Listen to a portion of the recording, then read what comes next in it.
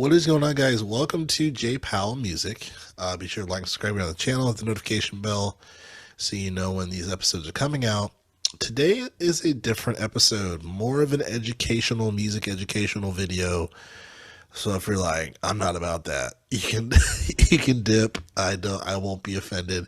But if you are curious as far as this, for this, stick around. There's a book that I wrote specifically around improvisation, music theory around improvisation, and it's what I've learned over the years, obviously still learning, but I thought this information could be helpful for some intermediate, beginning slash, probably intermediate, definitely intermediate guitar players trying to get into theory, trying to how to connect it with utilize it for improvisation. So I wrote this book a little while ago. It is available to purchase on Gumroad.com. I'll put the link in the description. Even if you just wanted to buy it just to support the channel, I appreciate that.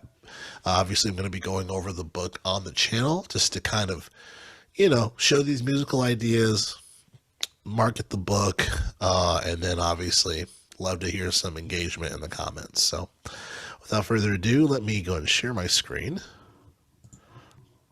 This is going to be a two-part video, by the way. Two-part video. So this one I'll do half of the book, and then I'll have a part two with the other half. So it is titled Music Theory Jam Session Survival Guide for Guitarists. Probably should have put an electric guitar, but it is what it is. Yeah, I mean, just a little bit of background as why I did this in general. I'm one of those guitarists who's always looking to improve some way, shape, or form, even if it's specific knowledge that I can find out. I'll try to apply it later. So I remember learning guitar. I'm left-handed, but I learned right-handed guitar, by the way. But I was trying to find any type of different book that would help me with playing scales or chords or whatever. I very much learn on my own when it comes to that particular journey. I didn't have really a formal teacher. I had like one session.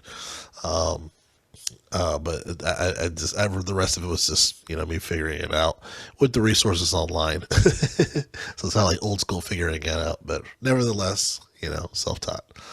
But yeah, I just believe when it comes to playing music, playing guitar, covers are cool and all that stuff, especially if you're looking to do it for a job reason. But if you want to do it, as far as like the joy of music, playing live is really it. Playing live, and I believe improvisation, I believe that's the most fun I get out of the guitar. It's not really playing someone else's songs, things of that nature. It's really just playing, improvising with other musicians, whether I know them or not. That's really the coolest thing. So these are the kind of things that are in the book. Again, I'm going to go over half of it. I'll probably stop at minor scale patterns, and then I'll continue with diatonic scale patterns. So getting started, guitar anatomy, intervals on the guitar, effective strumming, picking strategies, sonic chord pairings, basic ear training, basic chords and chord progressions, velocity on scales, mild scale patterns. So those are the things we're going to be learning in this video, or I'm going to be talking about. You might know them already. So this is kind of like, this is a book to use in a live scenario. This is not a Beato book. Okay. So I'm not going to be going hardcore into music theory per se. It's kind of like guitar music theory, for instance.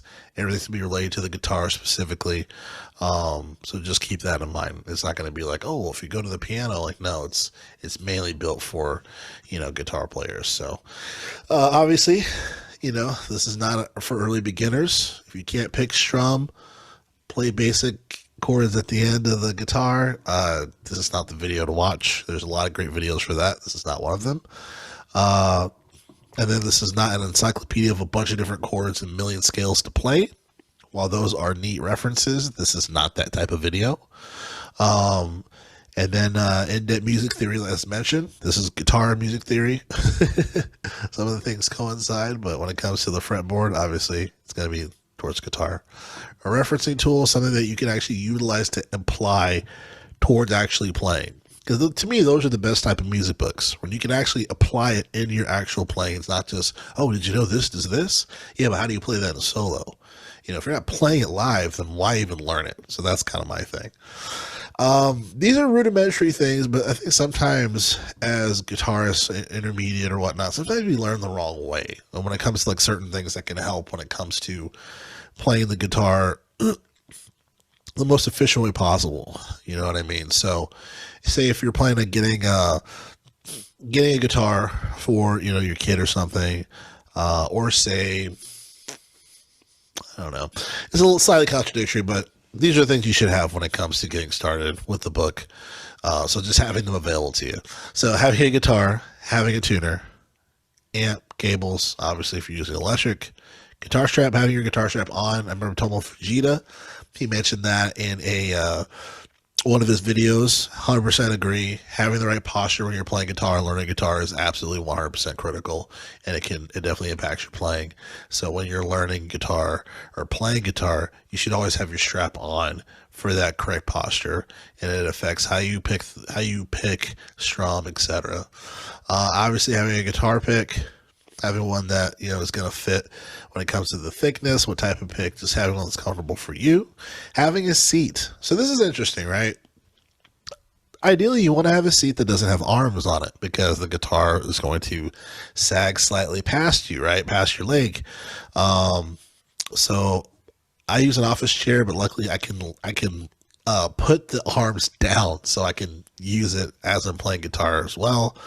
If you don't have a chair that doesn't have arms, I would consider buying one. Really consider buying one, because you want to make sure that your posture and everything is the right way. You're holding the guitar in a comfortable manner, or it's not going to create problems in the future. For example, like making sure your wrist is straight, things like that. These are things that can really impact negatively over time. And again, if you're an intermediate guitarist, you may not know this. You know what I mean? So it's just good just to correct those early mistakes. Everything will be in standard tuning.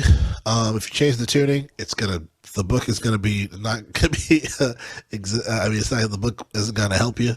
Everything is in standard tuning, so you want to be in standard tuning. So, I talk a little bit as far as making sure you set up your instrument properly. You don't necessarily have to go to a luthier. Obviously, if you have the money and you want to get a professional job done, do it.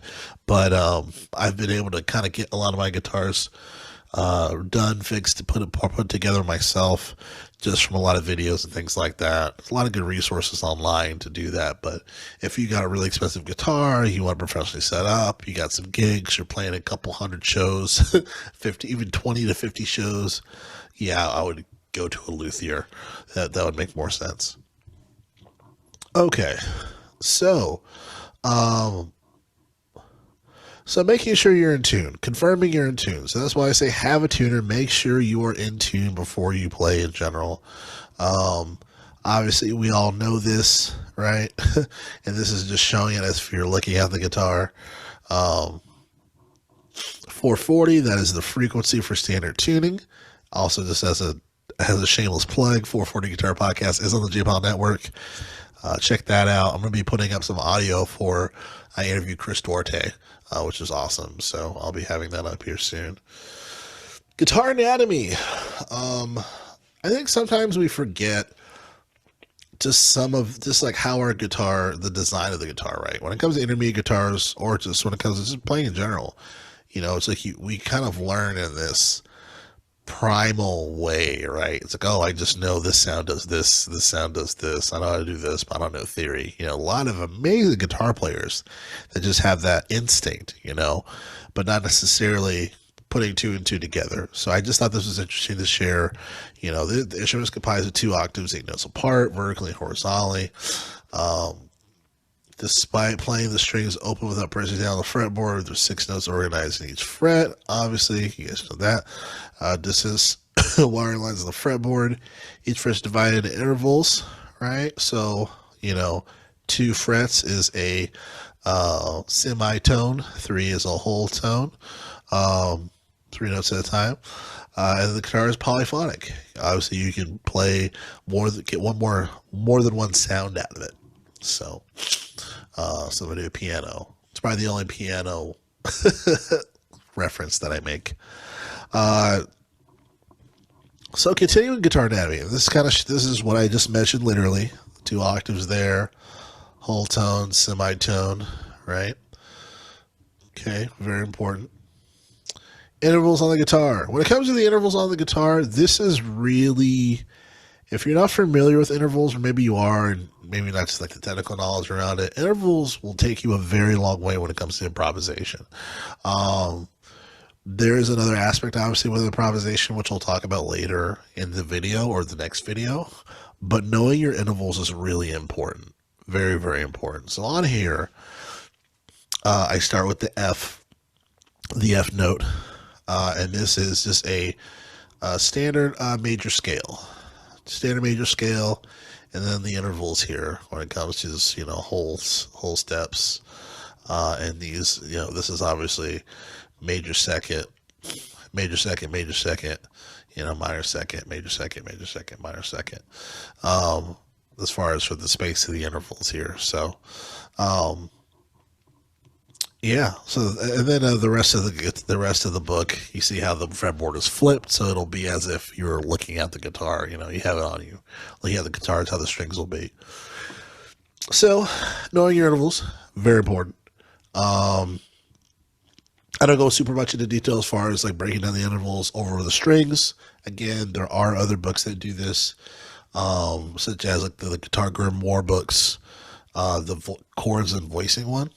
That might be a good one if you want to just kind of dive into intervals a little bit more. Effective strumming and picking strategies. I feel like I'm always, when it comes to me practicing, right? I feel like sometimes when we practice, we don't know what to practice. We noodle, pick up, we play, we consider that practicing.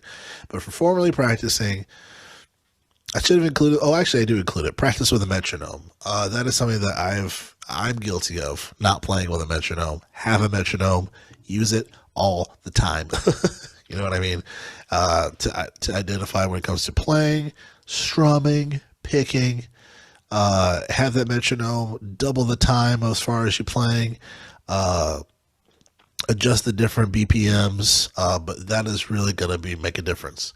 I put this in here too because Mateus Asado, incredible player, like one of the best players on the planet. You know what I mean? He even admitted to having a weak right hand when it comes to strumming and whatnot, rhythm hand. He said, man, I really got to get this going. I got to fix this, right? So that's why this is important here. Be sure to have some practicing time with the metronome and being able to do that. So that's why I put that here in the book. Sonic chord pairings. This is kind of more of an anatomy thing as well. Kind of an interesting thing. You can actually use some of these sonic chord pairings to get creative or whatnot. But it's just interesting, kind of like, did you know, right? Last 3 strings is a minor sonic chord pairing if you play that specific shape, just to be very clear, right?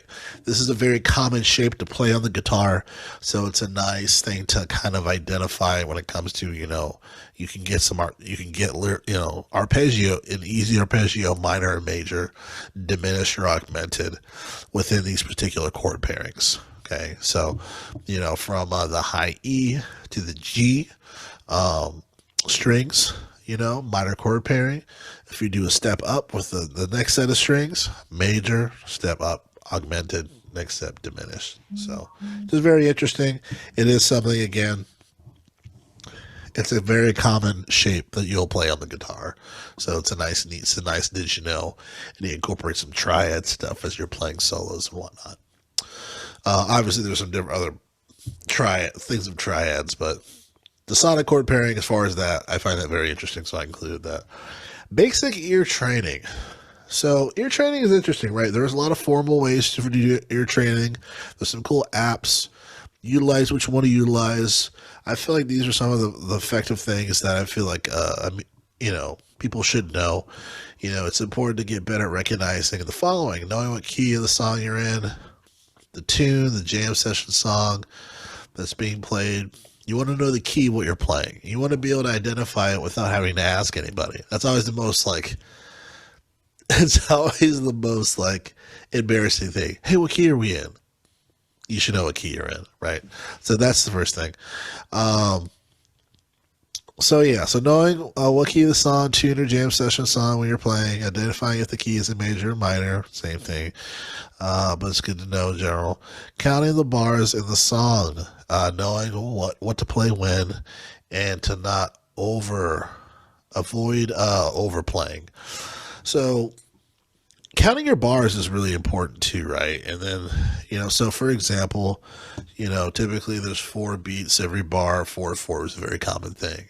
You know, 1 2 3 4, 1 2 3 4, 1 2 3 4, 1 2 3 4.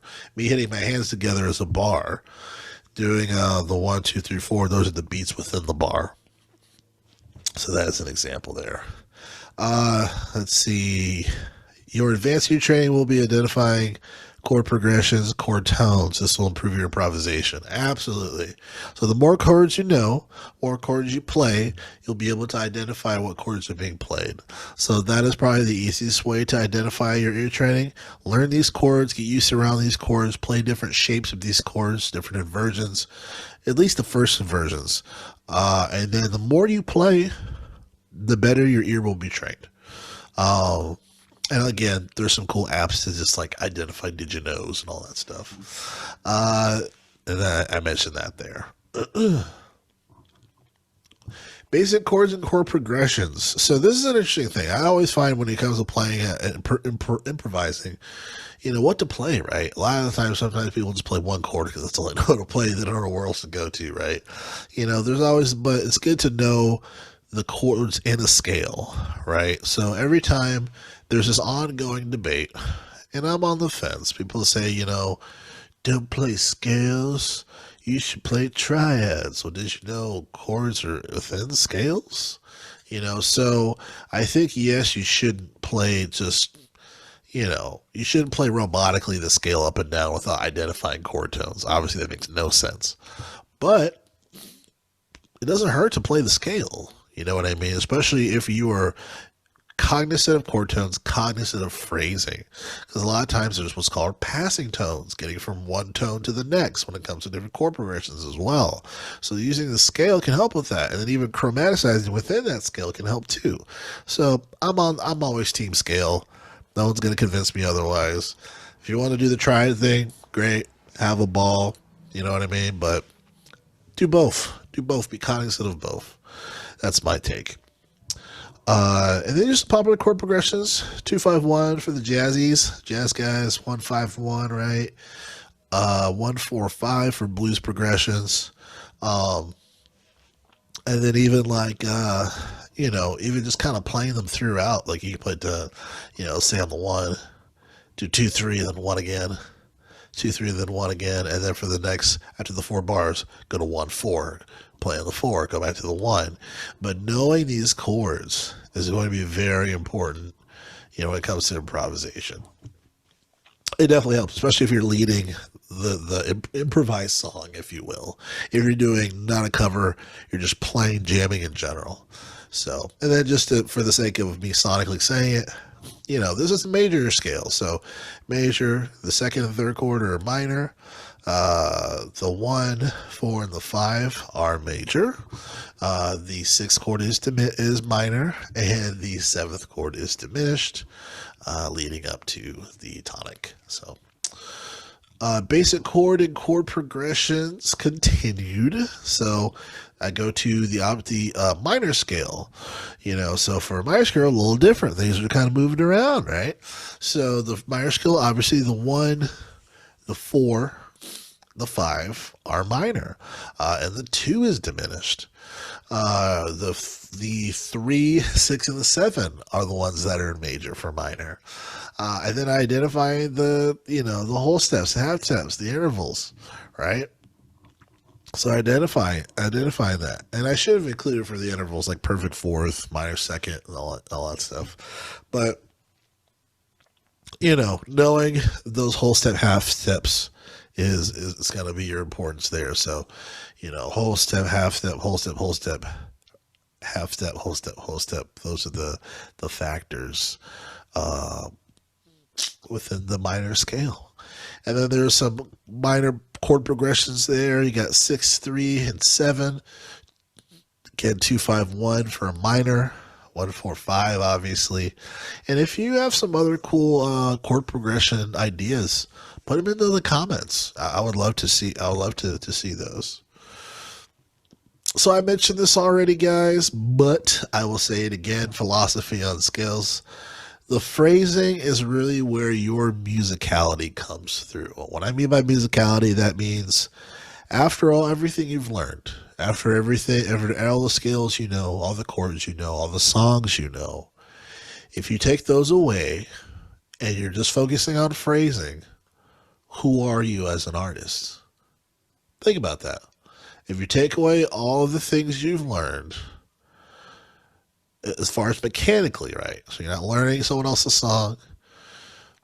You're playing, you're improvising, you're playing a solo. How are you going to play that solo? Right? Are you going to think about the scale as you play the solo? Are you going to create a story, melodically? How are you going to do your phrasing? So the phrasing is everything, It's, to me, phrasing basically is your personality as a musician. Everything that you learn when it comes to music that you like personally, that establishes your phrasing as a guitar player. How Jimi Hendrix plays and how Eric Clapton plays, very two different types of phrasing. How Buddy Guy plays and how B.B. King plays, very different types of phrasing. How Wes Montgomery plays and how George Benson plays, very different types of phrasing. So, and those the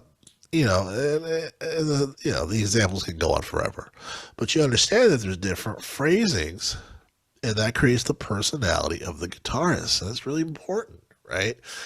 And if you're saying, Jarrell, how do I establish like my phrasing? I think really digging into what type of music you like and listening to more music can help establish your phrasing. But I think as far as like building, you want to have some type of a melodic story, a melodic type of story where there's a beginning, middle, and end. You know what I mean? And I put an example here. I see them as an easel, the canvas, and the paint. You still have to paint the picture, make colors, and tell a story on the fretboard. So that is how you get out of this mechanical nature of scales. Because I feel like anyone who talks about triads, they just think that people are just playing scales to play scales.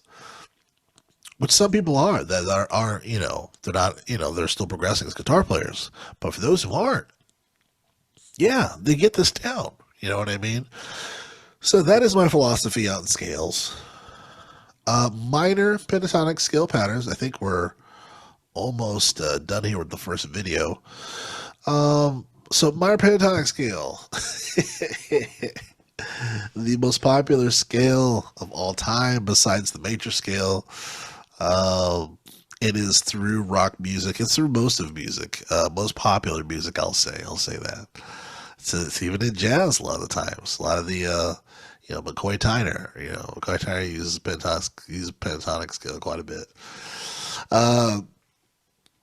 So yeah, I like the reason why I like the minor pentatonic scale is because the chord shape, the shapes of the pentatonic scale really help establish patterns in sections of the guitar very easily. It's very clear to see, and then it opens up windows when you're incorporating different tones within that scale. And that's what opened me up as a guitarist as far as kind of the different types of tones I can input versus just the standard 5 notes. So that's why I love the minor pentatonic scale. This is the last one I'll do. These are obviously you should know these by now. if you're intermediate, I start at the F, just get the end of the fretboard here. Everybody should know all of the patterns when you're playing live or improvisation. This is going to be your home daddy, basically. But it's always good to switch it up every now and again, just so you know what the tones land on for each string. But you guys know this, but I have to incorporate it just because I can. So, because not all EMB guitarists may not know the rest of these. So, that is where I'm going to stop here. 10 more pages. I'm gonna stop this video here again. Thank you so much for watching. I really appreciate you letting me ramble about my book here. Again, I know it's not a perfect book. There could be some errors in here, but this is how I see music theory so far and how it's helped me. And just to support the channel, if you just want to support the channel, click the link, buy the book. It's like $10 or something. I'm sure you spent $10 on something that you've really not liked. At least you have some pretty decent, at least you're supporting the channel. So anyway, J Powell Music, part 2 of the video, I'll put into here. So sorry, I'll put here. So you can click on for the part 2 of the video. But yeah, I'll see you guys part 2.